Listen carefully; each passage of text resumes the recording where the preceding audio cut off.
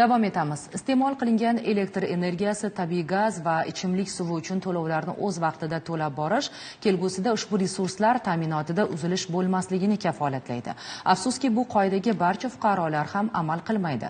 Andijon viloyatida soha mutaxassislari tomonidan olib borilgan reydlar davomida ana shunday iste'molchilar aniqlanib, ularga nisbatan choralar ko'rildi. Hozir shu haqda.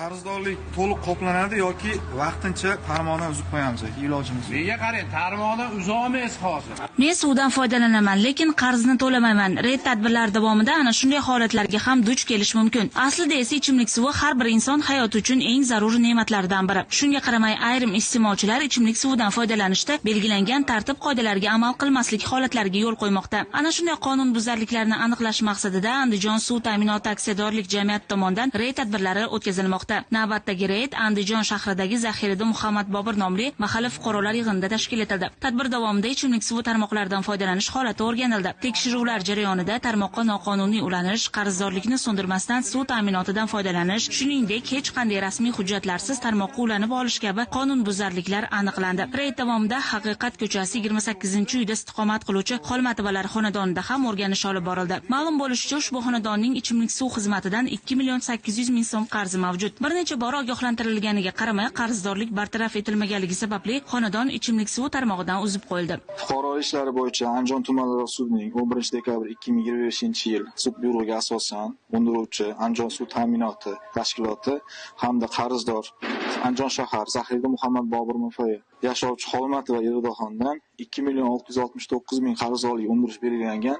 Ijro harakatlari davomida qarzdorlik to'liq qoplanmagani sababli suv ta'minot xodimlari hamkorlikda ushbu qarzdorlik yuzasidan tarmoqdan uzish holatlari bo'ldi.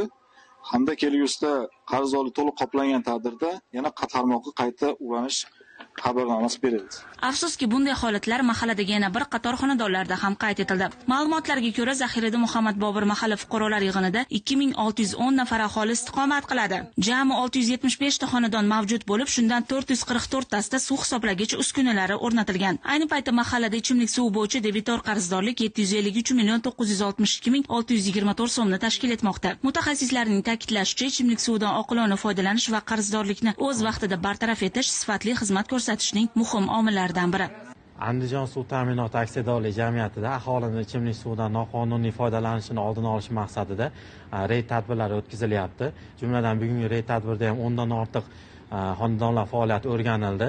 Noqonuniy tarmoqqa ulanish va qarzdorligi bor xonadonlar aniqlandi. Bunday reyd tadbirlari viloyatning barcha shahar va tumanlarida davom etmoqda. Gulzira Rustamova, Nasibullo Turjonov, Zamon informatsion dasturi uchun.